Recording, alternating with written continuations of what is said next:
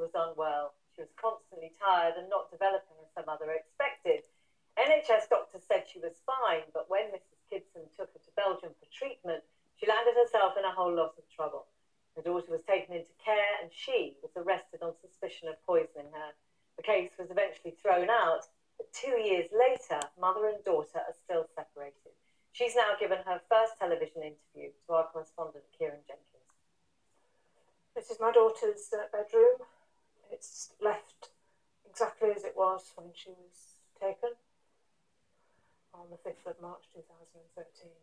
The day Mary Kidson was cleared of all wrongdoing was the day she expected her daughter to be allowed home. Yes. She was taken into care the day Mary was arrested. Almost 2 years have passed. She's still there. I find it very difficult to actually come in this room. I mean, I couldn't actually come in here for months after my daughter had been removed. It was just too upsetting.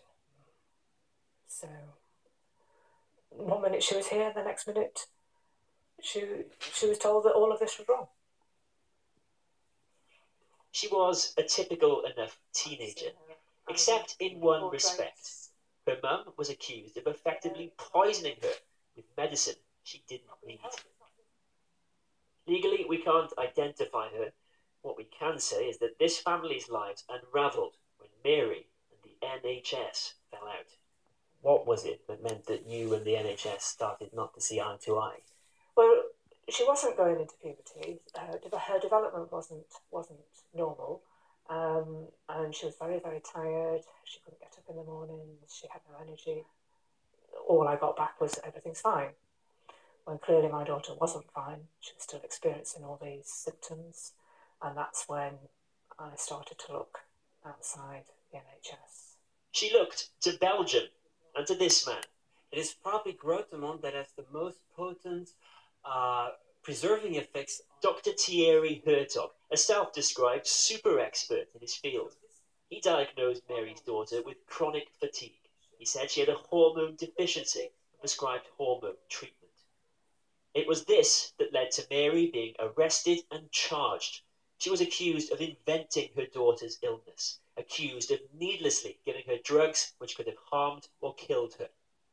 Well, somehow a difference of medical opinion became you being accused of poisoning your daughter. Yes, that's right, which is very odd. And can I ask you straight, did you invent these symptoms, the illnesses that she had? No, I didn't. No. British court system. Dr. Hertog's diagnosis, though, would not be recognised by many UK doctors. It's a contested area of medicine, so does he stand by it? Mary was accused of doctor shopping. I mean, are you the sort of doctor who just tells patients what they want to hear?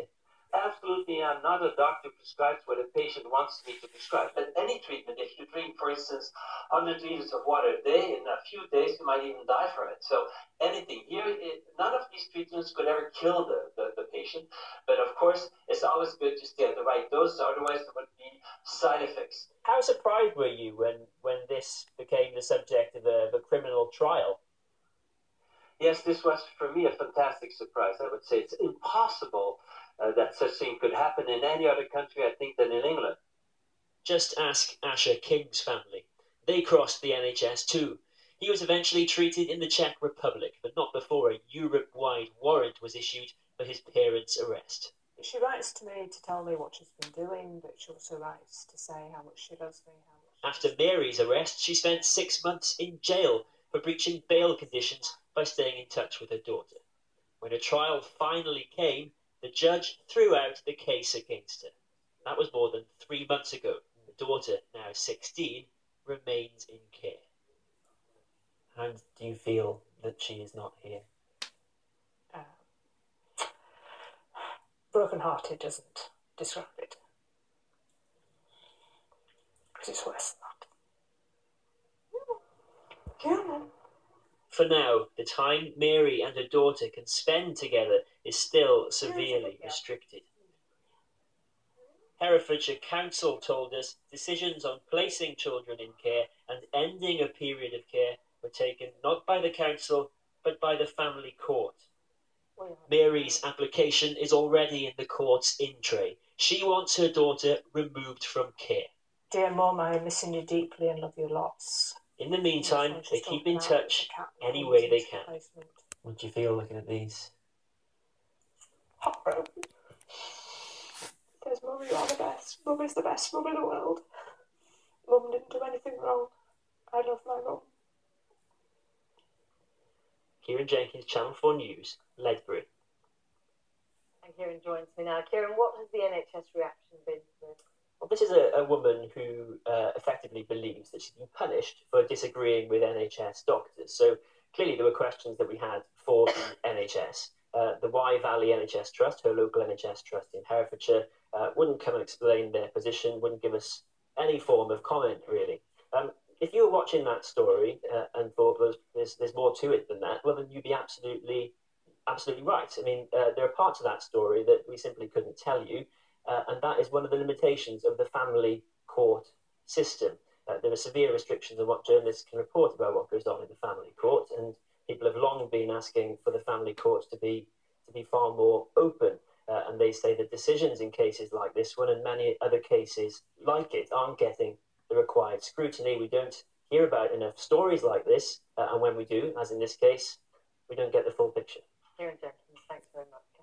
Thanks, Jackie.